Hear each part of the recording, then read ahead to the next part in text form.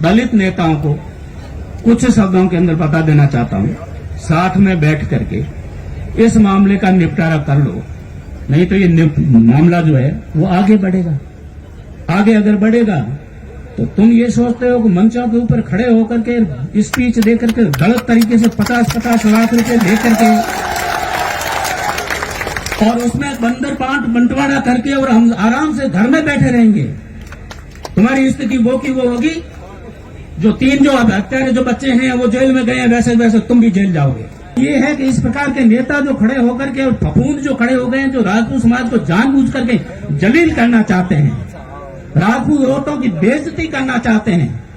अरे मूर्खों, राजपूत औरत को विषय को लेकर के हम तो अपना गला कटा देते हैं। तुम क्या राजपूत को सिर्फ मामूली आदमी समझते हो क्या? तुम औरतों को जेल में डालोगे और हम मुंह से बढ़ करके और घूमते फिरेंगे। इसलिए सावचेत हो जाओ, मत छेड़ो। फिजूल में छेड़ने की आवश्यकता नहीं है। अगर इस प्रकार से करोगे तो फिजूल में टारगेट में मत आओ। अगर फिजूल में टारगेट में अगर आओगे तो तुम भी दुख पाओगे और हम भी दुख पाएंगे। किसी भी राजपूत को, जैसा सांग सिंह जी ने कहा है, गलत तरीके से जेल न जाने देंगे और न इस बात को सहन करेंगे। हमारे किसी भी अधिकारी के साथ में गलत तरीके से अगर किसी प्रकार का कोई व्यवहार हुआ तो प्रशासन को चुनौती देते हैं कि इससे चौगनी भीड़ में आकर के आपके दफ्तर का घेराव करेंगे। अगर आप नहीं माने, अरे तो इसमें चिंता करने की आवश्यकता कहाँ है? यहां से लगा करके हाई कोर्ट और सुप्रीम कोर्ट तक भी तो हम हैं, हम कानून जानने वाले हैं, हम वो कौम है जो इन लोगों से मर जाएंगे। हमें मत मारो, ये मत मारो। ये तो आपको हम ये कह देना चाहते हैं नेताओं जो तथाकथित अपने आप को दलित नेता कहते हैं, तुम्हारी कितनी पोलें हैं ये हमारे पास में है ही नहीं क्या? हमारे से छुपी हुई है क्या? तुम कोर्टों के अंदर क्या कहते हो ये हमसे छुपा हुआ है? तुम क्या था, कहां से प्रॉपर्टी लेकर के और बैठे हो, ये हमसे छुपा हुआ है क्या? उस प्रॉपर्टी का हिसाब दो हमारे सामने। कहिए उन सोर्सेज से हमने ईमानदारी से कमाई है।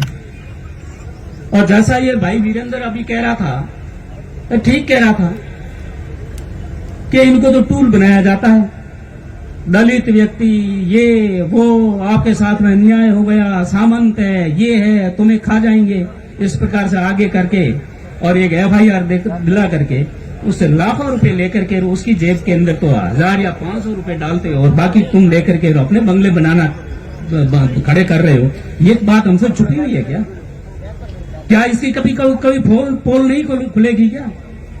क्या हमने अभी जो रूप सिंह जी वगैरह सारी बात कर रहे थे, ऐसे कई मामले हैं जिनके अंदर हमने आपके साथ में खड़े होकर के फ्री में मुकदमे लड़े हैं। उदयराम जी को नाम लेकर के मैं नहीं कह रहा था, उनको बता देना चाहता हूं क्या तुम्हारे साथ में, तुम्हारे समाज के साथ में राजपूतों को छोड़ करके अन्य लोगों ने इस प्रकार के मर्डर के जब काम किए थे, कारनामे किए थे, उस टाइम में कंधे से कंधा मिला करके मैं और रूप सिंह जी तुम्हारे साथ में नहीं खड़े थे क्या? और वो कोई एक नहीं 10 मुकदमों के अंदर खड़ा नहीं था। उसके साथ में भी 2-4 एक अगर और व्यक्ति थे, उनकी प्रॉपर्टी को इसी सरकार के लोगों ने जब डिस्ट्रॉय कर दिया गया था तो उस जगह के ऊपर खड़ा होकर के आंदोलन हमने नहीं किया था क्या? उस टाइम में हम लोग राजपूत नहीं थे, मेघवाल हो गए थे। और आज जो हम यहाँ खड़े हैं तो वो राजपूत हो गए, तो हमें दुख देने वाले हो गए। इसलिए हमेशा राजपूत का गलती नहीं, स्वभाव होता है कि जहां अन्याय हो उसके सामने खड़े हो। अन्याय के सामने आज हम खड़े हैं, हम सारे खड़े हैं और भी खड़े रहेंगे, और भी खड़े रहेंगे। और आपको भी ये बता देना चाहता हूं, आने वाला समय पता नहीं कैसा होगा। इस मुकदमे का फैसला किस करवट बदलेगा इसका भी कुछ कह नहीं सकते। इसलिए इससे 50 गुना ज्यादा संख्या के अंदर भी अपने को उपस्थित होना पड़ सकता है, जेल भी जाना पड़ सकता है शांतिपूर्ण आंदोलन के अंदर। इसके लिए एक तो आप तैयार रहें, और दूसरा, और प्रशासन को भी ये कुछ धमकी देने की बात नहीं कर रहा, लेकिन गलत तरीके से, अन्यायपूर्ण तरीके से राजपूत के परिवार को, राजपूत की औरतों को छेड़ने की और बर्बाद करने की, उनको जलील करने की, उनको बेइज्जत करने की कोशिश करोगे तो खुले मैदान के अंदर उतरना पड़ेगा। इसके लिए खामियाजा जो भी भुगतना पड़े हम भुगतने के लिए तैयार। और मैं कोई भाषण के हिसाब से नहीं कह रहा हूं।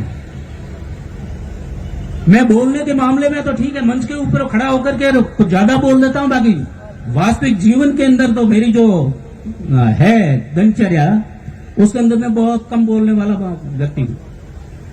इसलिए मैं भाषण के हिसाब से नहीं, उहापोह में नहीं, उतावलेपन में नहीं, उत्साहित होकर के नहीं, मैं गंभीरता के साथ में उन नेताओं को और प्रशासन को ये बता देना चाहता हूं, मत छेड़ो उनको, और आप भी सावधान हो जाओ, न्याय करो।